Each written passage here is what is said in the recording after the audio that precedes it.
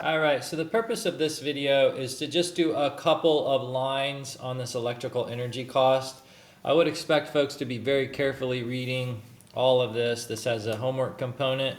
The purpose of this video is just to do a couple of these lines. By the way, this would be a fantastic thing for a spreadsheet to set up to do all these calculations for you. It would be very quick, and I'll show you what I mean by that. To start with, to go from watts to kilowatts, you simply divide by 1,000. So we could say 5 divided by 1,000. So our kilowatts would be 0.0005. Now, I will say there's a more accurate way of doing this. I showed with dimensional analysis in some other notes, but I'm trying to just quickly show the big picture. Once we get to kilowatt, we're trying to find total time. Now, total time, we're assuming a 30-day month, so we would just take 9 per night, so that's 9 a day, and so we would multiply that by that times 30 for 30 nights or 30 days in a month, and we would find 270 hours. So that would put us at 270 total hours. We would multiply 270 times 0.005. So in other words, this column times this column to get to here.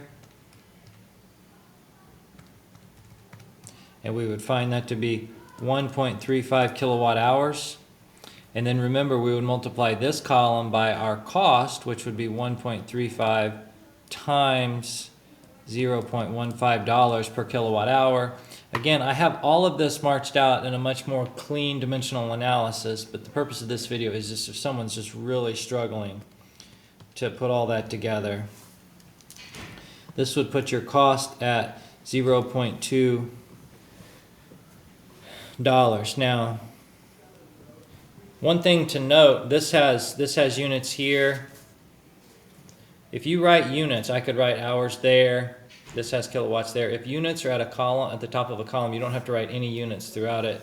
There's another one down here that is a little bit tricky, and that's this one with the iron, because all the others are fairly similar like that. But we deal with 4 hours per week, so the question gets to how many hours per month would that be?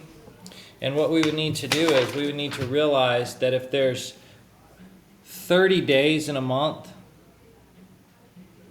and there's 7 days in a week, we would essentially divide 30 days divided by 7 to establish, well, in our scenario of 30 days per month, we would have 4.29 weeks. So we'd take 4.29 times 4,